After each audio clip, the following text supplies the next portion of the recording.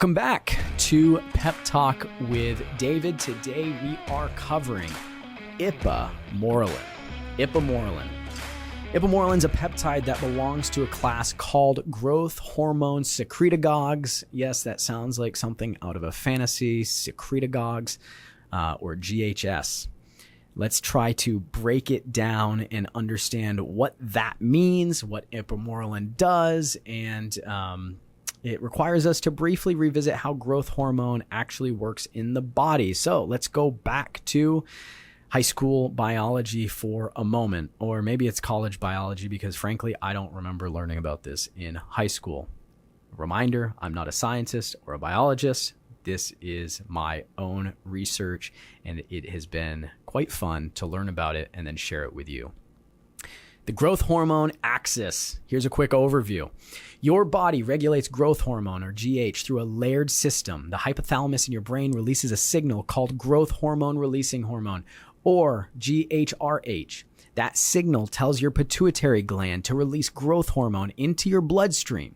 Growth hormone then travels to the liver and other tissues, stimulating the production of IGF-1, insulin-like growth factor 1, which is responsible for many of growth hormone's effects on muscle, fat metabolism, and tissue repair. There's also a countering signal, somatostatin, which suppresses GH release. The balance between GHRH and somatostatin determines how much growth hormone your pituitary releases. So they work hand in hand. Growth hormone secretagogues are compounds that stimulate GH release either by mimicking GHRH or by suppressing somatostatin, or by working through different receptors altogether. What is Ipamorelin specifically? There are several different peptides that we will discuss on this show that fall into this category. But today we want to talk just about Ipamorelin. Ipamorelin is a synthetic pentapeptide, meaning it's made of 5 amino acids that mimic a hormone called ghrelin. Ghrelin sometimes is called the hunger hormone, produced primarily in the stomach, and it activates receptors in the pituitary called growth hormone secretagogue receptors, or GHS-R. When Ipamorelin binds to GHS-R in the pituitary, it triggers a pulse, and that's a word you're going to hear a lot in this category, a pulse of growth hormone release. What makes Ipamorelin notable compared to older GH secretagogues is its selectivity.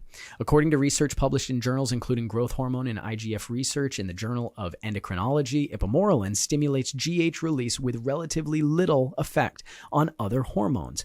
Specifically, it does not significantly raise cortisol or prolactin levels at therapeutic doses, which was a concern with earlier compounds in this class.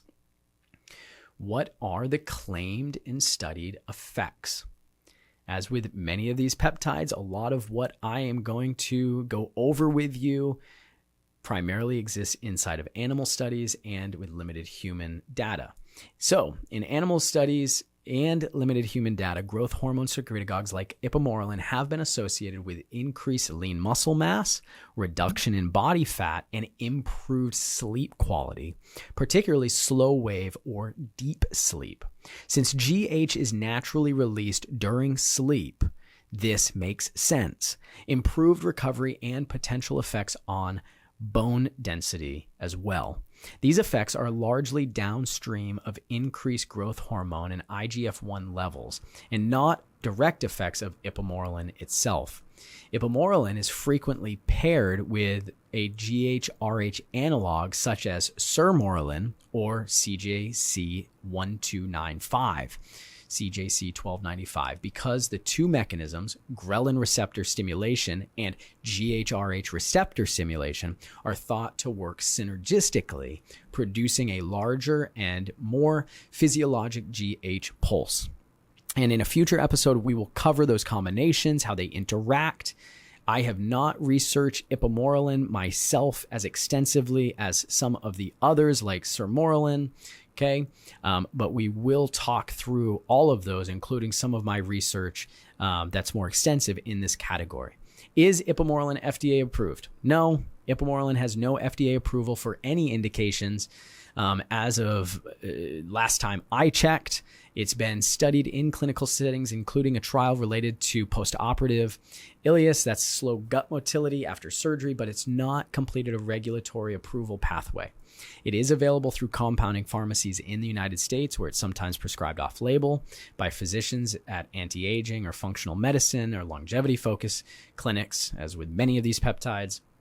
The FDA has issued guidance in recent years attempting to restrict the compounding of certain peptides like Ipamorelin, and the regulatory status of compounded peptides is actively evolving every single day, specifically in the USA, where I pay the most attention, where the FDA is the governing body. So I strongly encourage you checking with current FDA guidance, a licensed physician or trusted healthcare provider before pursuing any protocol.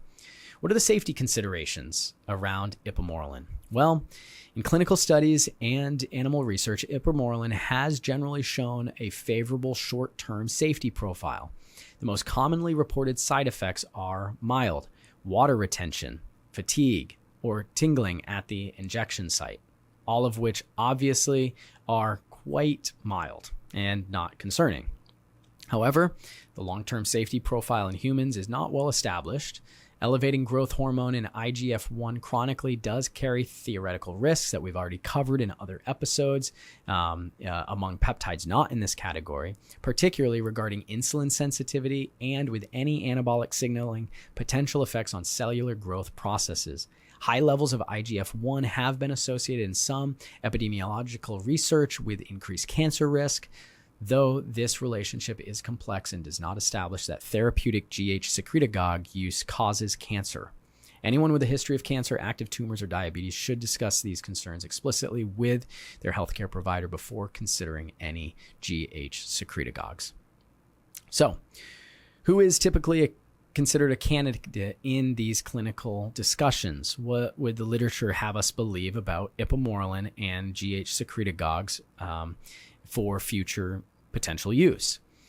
The legitimate clinical population for growth hormone optimization conversations tends to be people with documented GH deficiency, a condition diagnosed through blood testing and clinical evaluation, or older adults experiencing age-related GH decline, a phenomenon documented in the medical literature and sometimes called somatopause.